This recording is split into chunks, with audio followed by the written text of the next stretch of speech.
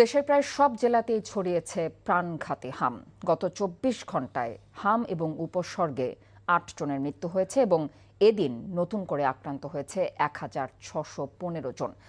হাম নিয়ে আরও জানতে এখন যাব কুমিল্লা হাসপাতালে। সেখানে আছেন আমাদের স্থানীয় প্রতিনিধি মাহফুজ নান্টু।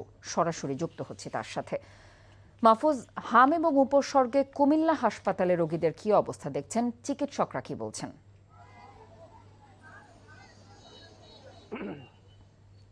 কথা আমি যদি বলি যে প্রতিদিনই আসলে হাম আক্রান্ত হয়ে শিশুরা কুমিল্লার মেডিকেল কলেজ হাসপাতালে ভর্তি হচ্ছে, পাশাপাশি বিভিন্ন উপজেলা স্বাস্থ্য কমপ্লেক্সেও কিন্তু আসছেন।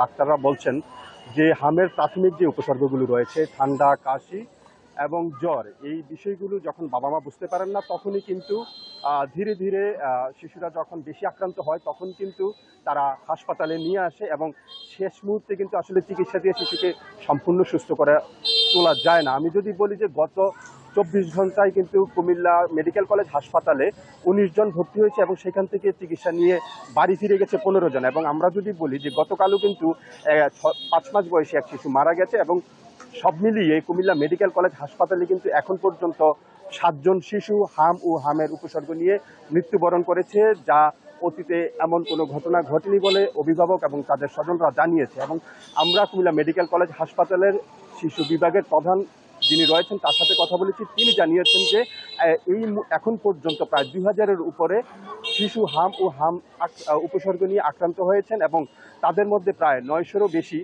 চিকিৎসা নিয়ে তারা বাড়ি ফিরেছেন। তবে প্রতিদিনই কিন্তু ২ থেকে ৪ জন, ৫ জন, ৬ জন করে কিন্তু প্রতিদিনই ভর্তি হচ্ছেন কুমিল্লা মেডিকেল কলেজ হাসপাতাল। এবং সেই আইসোলেশন সেন্টার যে ২টা কক্ষ রয়েছে, সেই ২টা কক্ষে কিন্তু এখন পর্যন্ত প্রায় ৮৯ জন শিশু হাম ও হামের উপসর্গ নিয়ে ভর্তি রয়েছে। কথা এ ছিল কুমিল্লা থেকে হামের সবশেষ।